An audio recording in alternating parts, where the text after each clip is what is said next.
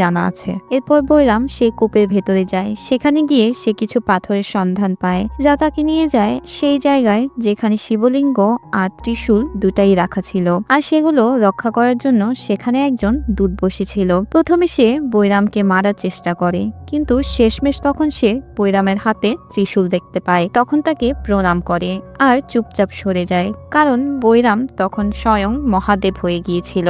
এবার বৈরামের মধ্যে সব দেবশক্তি বিরাজ করছিল। সে সঙ্গে সঙ্গে সেই জায়গায় পৌঁছে যায় যেখানে আশ্চর্য শক্তি সৃষ্টি হয়, যা দেখে সবাই অবাক হয়ে যায়। আর তার সঙ্গে সঙ্গে সেই সিংহ উপস্থিত হয়, যে সব সময় তার সঙ্গে থেকেছে আর তাকে রক্ষা করেছে। তারপর দেব কঙ্কবতীর সামনে দাঁড়িয়ে যায়, কিন্তু দেব কিছুই করতে পারে না।